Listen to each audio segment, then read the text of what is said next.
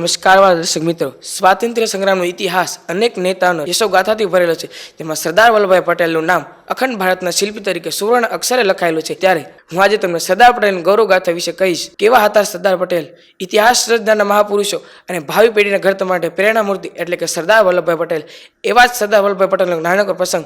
એક ICS અધિકારીની બદલી થાય છે ત્યારે તેઓ તેમના પત્ની સાથે સરદાર વલ્લભભાઈ પટેલને મળવા આવે છે અને ત્યારે તે સરદાર વલ્લભભાઈ પટેલના પત્ની તેમને બહાર બેસાડવાને બદલે અંદર લઈ આવે છે અને સરદાર પટેલ પોતાના ડાઇનિંગ ટેબલ પર બેસાડી અને તેની સાથે પ્રેમથી વાતો કરે છે. એટલું જ નહીં પણ દેશના ગૃહપ્રધાન હોવા છતાં પણ તે તેમના હાથે પોતાની સંતાનની છાલ ઉતારી અને અધિકારી અને તેમના પત્નીને ખવડાવે છે. સરદાર પટેલનો આ સ્વભાવ જોઈ અધિકારી અને તેમના પત્નીના મનમાંથી બદલીનો ભાર સાવ નીકળી જ જાય છે અને સરદાર પટેલ અધિકારીની પત્નીને પણ બાપની જેમ દિલાસો કે દીકરી નોકરી હોય એટલે બદલી થાય એ તો સ્વાભાવિક છે, પણ એમાં કંઈ મૂંઝાવાની વાત નથી. ત્યારે તને જ્યારે પણ કંઈ તકલીફ પડે ત્યારે તું મને ફોન કરજે, હું તને બાપની રીતે અહીં તેડાવી લઈશ. દીકરી આ પણ તારું જ ઘર છે.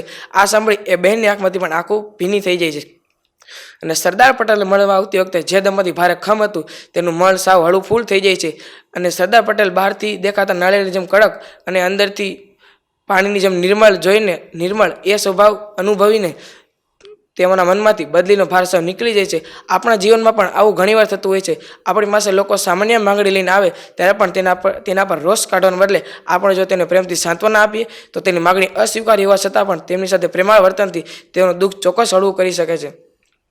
અંતે હું એટલું જ કહીશ, સુકાઈ ગયેલા ફૂલો સુગંધ આપી જાય છે, વીતેલો સમય યાદો આપી જાય છે. દરેક વ્યક્તિની ખાસિયત અલગ અલગ હોય છે. કોઈ જિંદગી માટે દેશ તો કોઈ દેશ માટે જિંદગી આપી જાય છે. જય હિન્દ, જય ભારત.